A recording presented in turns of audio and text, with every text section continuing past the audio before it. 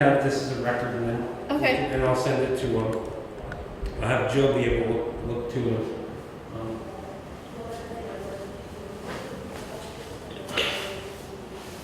With Colleen Hanrahan? So you would be Colin. You play Colin, Okay. and essentially you're playing a 15-year-old. That's kind of starts out. It starts in high school and it moves through, I guess, pretty much into college era. But and it's the backdrop is kind of the turbulent '60s. And the changes that go on in Newburgh, and and it's the sexual revolution, and it's the the liberal revolution of the time. And that's all kind of inside the book. Oh, sounds interesting. I want to read the book.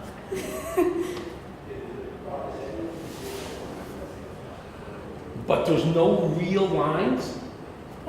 It's essentially acting, but it's acting for the camera. It's just like the first scene is you'd be sitting at a table with some other girls, and the girls are talking to you, and you're checking out the boys, right? The boys are checking out you, and then there's a scene where the father's giving you a drink at night. But it's primarily shots. It's a series of shots, and then we'll use, and then the voiceover is essentially the back cover of the book, and we'll have a narrator, so it'll sound like a movie trailer. It'll be like Colleen was going up, that kind of thing, right? And then we'll intercut it with some imagery, and then we'll use that as a promotional piece to promote the piece. Nice. That's it. So, for the camera, for our thing, here, stand up. Let me get a full shot so that Dave and Jill see. Do you want me to see? I can take my glasses off. I mean, I can't. Take your glasses off. I can't see without them, but I can take them off. Okay. My soaking wetness. So now you're from the area? I am. I grew up in Schaghticoke. In Schaghticoke. Yeah. I live in Avon Park now. Okay. And how old are you? I am 26. So you're doing pretty good. Now, how tall are you? Let's see how tall you are. So I'm 5'3". You're 5'3", and I'm 5'6", so that's good. That's good. I mean, we're playing 15, but I think you can pull it off. My last show I played a 13-year-old, so. So I sit down, yeah. So, all right, well, that's cool. That's cool. And like we were, there's nothing racy about anything of this, so there's not even that concern. I think it's a very simple thing. Wardrobe. I don't know what kind of stuff you have. When you know the era at all, but anything that you feel like, I actually have to get Jill to write up kind of a wardrobe suggestion list. That would help, yeah. Yeah, because we definitely want 60s, and we definitely want to start out in a kind of like conservative manner that would be appropriate for 1960s for a 13-year-old. And I don't know how the wardrobe goes through. The author of the book is involved in the production. He's probably going to write the screenplay for the whole film. So he's involved. So he wrote this shot list for us to follow for the production. So he's highly involved. So we'll be sending out video material out to him. And but frankly, they really liked your headshot, and you were on the primary. They really liked you and thought that you were perfect for the role. So I'm hoping that that everything goes well. I was shocked. I was like, oh, I heard that. What was the description was Irish girl, so I just was wondering what exactly, why was that the description? Why? Well, because that's what the character is in she's just described as.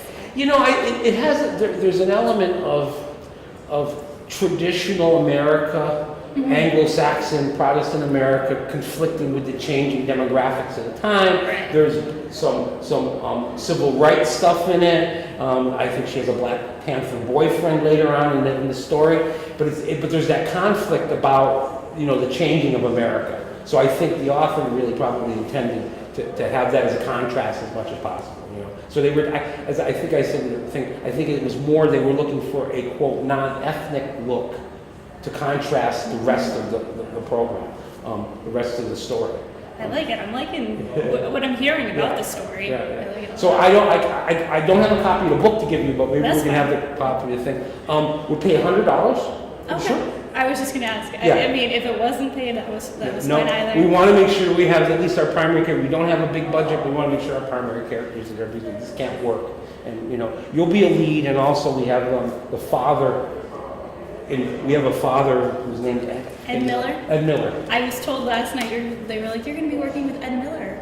Good. I work at Sand Lake Center for the Arts. He did a show there, so I know who he is. Perfect. So it works. So I know. Ed's going to work as the father, and we have a tech meeting tomorrow night to go over all this stuff. I think it'll be a fairly we have to be really organized. We've got a very ambitious day. But I'm hoping that I think there's probably 10 shot scenes there. We're going to try to organize it so we can run right through them pretty quick.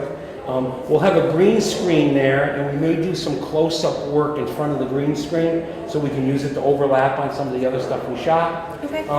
And I'm not sure, we probably, come to think of it, there's probably a number of wardrobe changes on some level, so we'll have to get a real clear list of the wardrobe. I will have Jill contact you, and maybe you can send sizes and things back and forth, so she can look and see what she has for wardrobe when we have in stock for wardrobe. Yeah. So, but other than that, you'd be the lead. Ed would be the father, which is another lead, and then there's some boys and girls characters that go in the script. The script you can take, you read it, and you just basically they will be there too.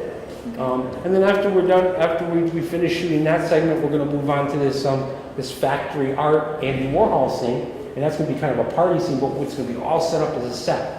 So hopefully we'll be able to just move right to that, and that's going to be a really loose kind of like improv situation. We're not doing really specific things for that. We're actually trying to make almost look like a day in light work of something. Yeah. So that's going to be something where people can be here, come in and out of, and stuff like that. We're hoping to have fun with that, and that'll be for the rest of the afternoon. Okay. Okay. Yeah. Any questions or? No, not really. Okay. I guess. No. Cool. No, I'm very excited. I haven't done anything like this before. Cool. So it's something that I'm interested in doing. So. It'll be a really good portfolio thing because it'll be a complete project. It'll be really good for you for your reel and stuff. Because it's a complete project. It's all focused on you. It's gonna be really cool, and we're gonna try to do it up really nice because it's a promo piece that we want to be able to use for crowdfunding campaign and actually to submit to a publisher and all these kinds of things. So there'll be a lot of it'll be high profile enough. There'll be a lot of eyeballs on it when it's done. So we're hoping to be really good. And I'll tell you also too, we're going to have Haley of the Caro, who is writing for the New Alt Weekly, the replacement for Metroland. I've heard about this. I mean, I've heard of the new one. The new newspaper. They just started republishing. She's going to be actually in this. She's going to act as a model in the second part, and she's going to write an article about the shoot. Okay. Promoting Schenectady, and this film commission's all new, and we're really promoting Schenectady and its growth, and obviously the great things that are happening here. We're trying to build this film industry in it. The Armory is actually an approved soundstage in the state of New York, so we're trying to promote the use of the soundstage and the Armory as a shooting location, and so we're hoping to get some nice press on this, and it's going to be a really fun thing.